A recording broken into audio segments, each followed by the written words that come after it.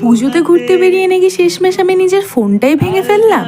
Hey hi everyone, welcome back to my channel. সেই দিনকে ছিল নবমী। তো নবমীতে সকালবেলা শাড়ি পরে একদম রেডি হয়ে গেছি, আর এখন যাবো মা বাবার সাথে টোটো করে বিলাসীপাড়ার যতগুলো ঠাকুর আছে সবগুলো ঠাকুর দেখতে। এই শাড়ি স্টোরিটা তোমাদের একটু পরে বলছি, তার আগে আমি তোমাদের আমার ফোন ভাঙা স্টোরিটা বলে ফেলি। রেডি হয়ে যেই বাড়ি থেকে বেরিয়েছি, বাইরে এসে দেখি টুকটাক বৃষ্টি পড়ছে। আমি সিঁড়িতে দাঁড়িয়ে ছাতাটা খুলতে গেছি, হাতে ছিল ব্যাগ, ফোন প্লাস ছাতা। সেই ছাতা খুলতে গিয়ে ফোনটা আমার এত উপর থেকে পড়েছে, 3টে সিঁড়ি একদম গড়িয়ে পড়েছে। ফোনটা গড়িয়ে যেহেতু চিৎ হয়ে পড়েছে, আমি দেখে অবাক, বাহ ফোনের কিচ্ছু হয়নি। এই ফোনটা হাতে নিয়ে যেই ঘুরিয়ে দেখলাম, পেছনে হচ্ছে এই অবস্থা। এই দুঃখের তো শেষ নেই। সবে মাত্র 2 বছর হয়েছে এই ফোনটা নিয়ে আমি চালাচ্ছি।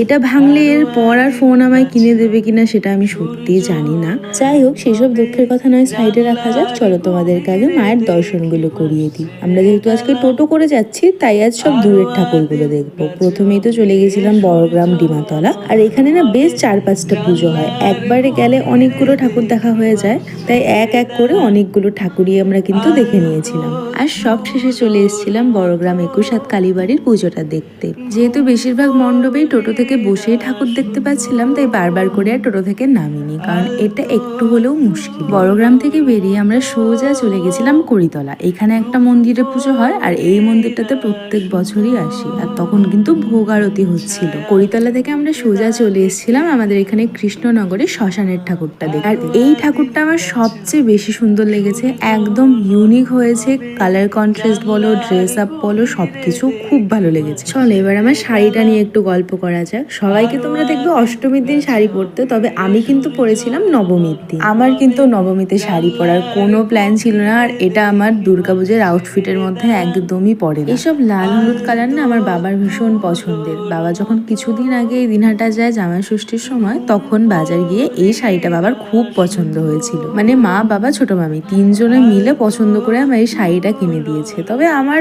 পুজোতে পরার মতো একদমই শাড়িটা পছন্দ হয়নি প্রথমত। তবু পরে এই শাড়িটার ব্লাউজ পিস আমি বানিয়ে নিয়েছিলাম। ব্লাউজ পিস বানানোর পর শাড়িটা যখন নিজে পরি, তখন ভীষণ পছন্দ হয়েছে আমার। আর শাড়িটা একদম নতুনই তোলা ছিল, কোনো প্ল্যানও ছিল না যেটা কবে পরবো না পরবো। তাই ভাবলাম যে চলো আজকে এটা পরে ফেলা যাক। শাড়িটা পরে আমার কেমন লাগছে সেটা অবশ্যই কমেন্ট সেকশনে জানিও। যাই হোক, এত কথার মাঝে তো আমি বলতেই ভুলে গেছি, এরই মাঝে কিন্তু আমরা চলে এসেছিলাম আমাদের বিলাসীপাড়া মিনি স্টেডিয়ামে। এইখানে কিন্তু বেশ সুন্দর একটা পুজো হয়, তো সেইখানেই বেশ অনেক ভালো ভালো কটা ছবি তুলে নিয়েছি। আর তারপর চলে এসেছিলাম আমাদের বিলাসীপাড়া রাজবাড়ি। মানে এই জায়গাগুলো না মাস্ট আমাদের আসতেই হবে। তবে রাজবাড়ির উপরে এই যে কুকুরটা এত চেঁচাচ্ছিল কেন জানি না।